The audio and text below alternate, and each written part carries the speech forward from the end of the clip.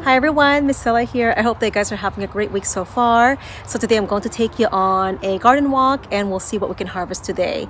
A lot of things are dying back and we have powdery mildew on almost all of our squash plants. So we're just going to take a walk in the main garden and take a peek at the front garden as well. So plants are dying back and some of them died back prematurely because of all the smoke that we got a couple of weeks ago. We didn't have much sunlight at all for nearly, I think, 10 days. So pretty much all the zucchini plants are covered with powdery mildew except for maybe one that's up on the deck. I will show you that too. So this is the round zucchini. I'm not going to get much from this one because it's pretty much dying back. Oh, there's one right there. Oh, I'm not sure if it's round zucchini. Maybe it's something else. I don't remember. But I'm going to be pulling these out. And again, guys, do not compost your plants covered with mildew because the spores can winter over and they can come back next year. Romaine lettuce are pretty much going to seed. These were planted, I think, 2.5 months ago, maybe 3 months ago. Some pole beans back there. Over to my right, got some herbs. And this is that 1,000 head kale that I cut back. I'm actually going to leave the roots intact in the ground. So I'm just going to cut off the top stalk and we'll leave the root in there, which will feed the microbes. So it'll just decompose. And these are actually 1,000 head kale seedlings from this plant here. So while I was cutting all the seed pods down, a lot of the seeds fell and I sowed some as well. So we'll have a whole bunch of baby greens on this bed. These are Kohlrabi, and as you can see, they are just covered. All of them are covered with powdery mildew. So I think there are some small bulbs that we can harvest. Right there. This bed was initially the Three Sisters garden where I was wanting to grow corn, squash, and beans. So the squash plants made it and the beans, but remember the corn seedlings were all dug up by the squirrels and they all died. Right. But as you can see, all the squash plants are all covered, and so I went ahead and picked these 2 large zucchinis right here. So you can make bread, muffins. I think some of you guys like to make those zucchini boats with cheese. And there's another or a couple more large zucchini in that plant right there. So I need to do more garden cleanup. I'm going to be harvesting these purple potted beans for planting next season. So that was a really prolific plant. Got some snapdragon flowers about to go to seed. And on this bed here, I actually just planted or transplanted some Russian kale. All of these Russian kale seedlings were growing throughout the garden. So they were volunteers. So that's one of the great things about letting your plants go to seed sometimes is that they become adapted to your climate. So they can become healthier, resilient, even disease tolerant, and even more productive. And also it saved me time because I didn't have to start seeds separately in a different pot. I just pretty much dug them up from the ground where they sprouted. Also have some more greens here. So some rainbow chard. So some of these I started about 6-7 weeks ago. Some of these maybe 8-10 weeks ago. The bigger ones right there. And I sowed some lettuce seeds right here in the middle. Now the cucumbers are pretty much all done, so I need to harvest the rest that are green. I actually picked a couple already, so this one's going to be for seeds. So when they're that big and they start to turn yellow, they're not really good to eat. In fact, sometimes they even taste really sour, so they're not tasty. As with many vegetables that go to flower and go to seed, similar to leafy greens, when they bolt and go to seed, the leaves taste bitter. This is a pretty view right here, except the tripod. I've got some herbs back there and some strawberries on the bottom right there, but we'll go ahead and walk around. Fig trees in pots. No fruits yet, probably next year or the year after. These are on its 2nd year, so they're pretty young. Got some jalapeno peppers right here.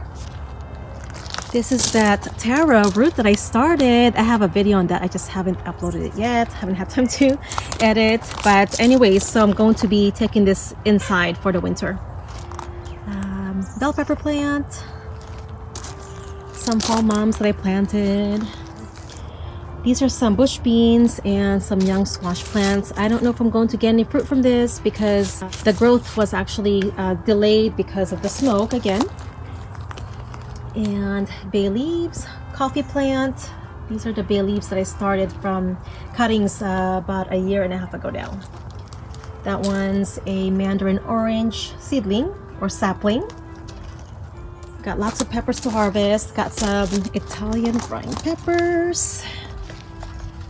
And the other one is New Mexico. This is the Italian frying peppers. They can get really big, guys, or long. Look at this. I think this is about, I don't know, maybe 9 inches long. So over here, more peppers. That's Italian frying peppers again. And then this is the New Mexico pepper. So these are all mild peppers. So I need to harvest these this week and maybe freeze them, pickle some. What do you guys do with your sweet peppers? Leave a comment down below. Let me know. Would like to know or get some ideas from you guys.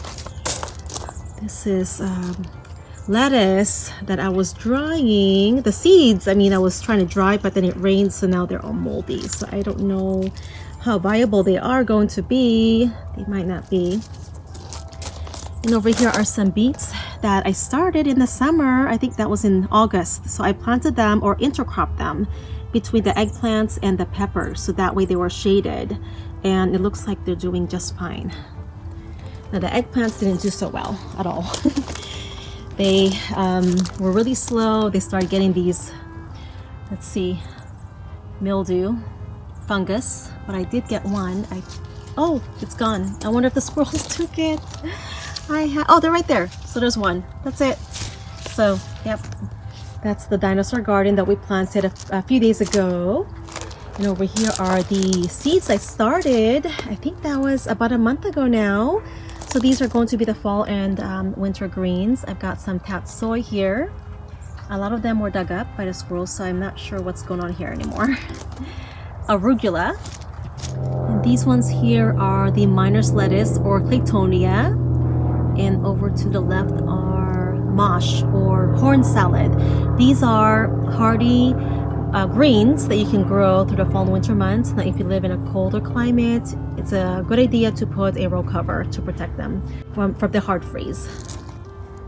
Here's the urban raised bed that I planted nearly 2 weeks ago now, and I put these stakes here to protect the radish beds. Look at it. It looks like the squirrels got in there as well. So I thinned them out already. I just saw this just now. Yeah, they're really getting into everything right now. I did cover the lettuce with this netting, so that helped. These Russian kale got big pretty quick. And there's that purple sage and red vein sorrel, chard. And this is that chives that I cut back. Look at that. It's grown about almost a foot tall, or some of the leaf blades have. Let's look at some jalapeno peppers right here. I planted a lot of scarlet runner beans, so I'm going to be harvesting a lot of these pods when they dry up. So we'll be saving those for seeds, but you can also cook them like you would with any dried beans. Let's walk up here. A lot of chives to harvest. Freeze or dehydrate them. Rosemary, oregano, pineapple sage is right here.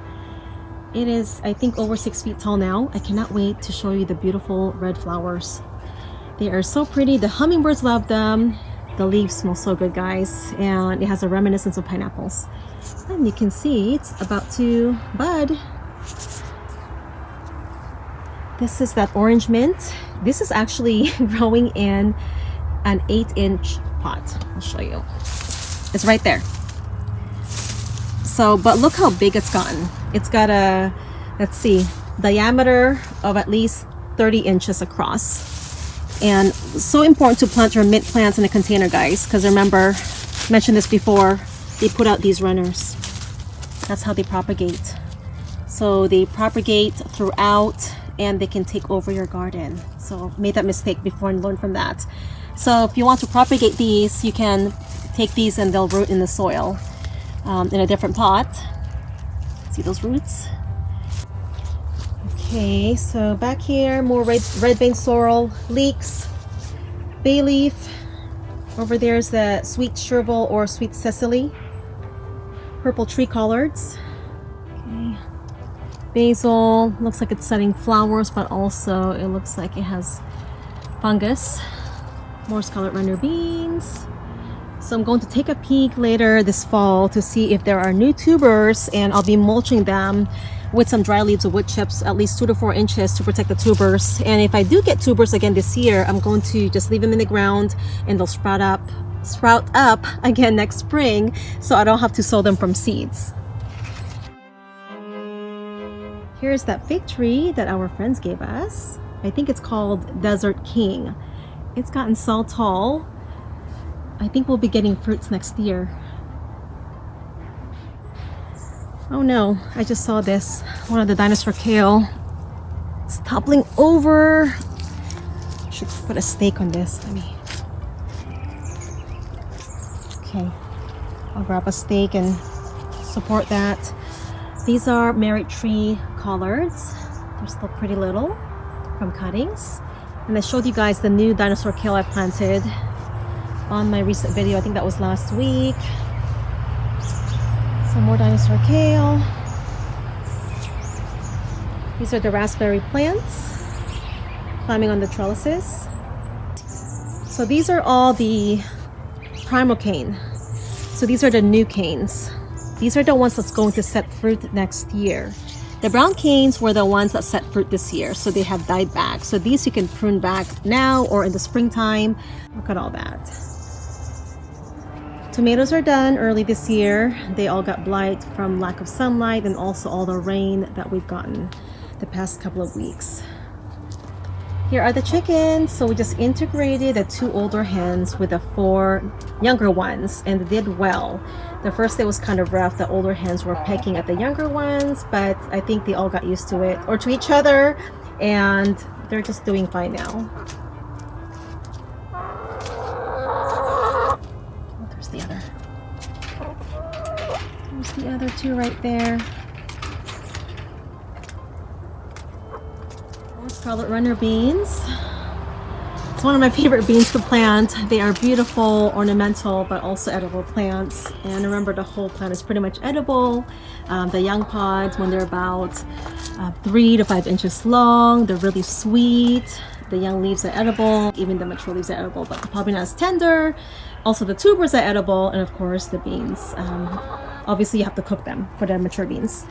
So over here is that potato bed I planted back in June, and they are all ready to be harvested. I placed these pots here because the squirrels were digging them up, but they look great. I took a peek. Let me see if I can, yeah, so I can see. Looks like a small one. We didn't grow anything in the greenhouse. I'm pretty much using it to dry seeds that I've been harvesting the past month. I just haven't had a chance to get to them, but there's a bunch of seeds all over the place here, and it's a mess. So I'm not going to show you the whole thing.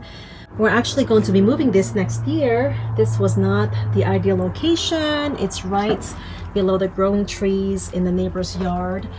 So we just didn't really have another place to put it. So we're gonna clear out some area. So that'll be a good project to do. And here is the front garden. So my husband built these garden boxes back in July. So I planted these plants about 8 weeks ago now. And a lot of them suffered from powdery mildew, so I had to pull a couple of squash plants. We had a couple that produced, and I think a lot of the kale plants died and were dug up by squirrels. As you can see, the onions too. The chard plants are doing great. So it looks like we're going to get at least 1 squash from that one. And more scarlet runner beans. Look at the pretty flowers, so beautiful. This is the only squash that did not get the powdery mildew. This is the Tromboncino Squash. So I only got 1 fruit, but that's okay. It's a nice size one. I think it's about 20 inches long. The other ones died, unfortunately, but I'm happy that I got to get one, and this is the first time growing this. Have you grown this variety before, and how do you prepare it? I've read that it's similar to zucchini, but has a sweeter flavor. These are the cucumbers that I started back in August.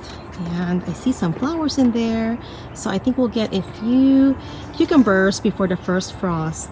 So I'm trying this out. Thriving Design sent me these sea bites.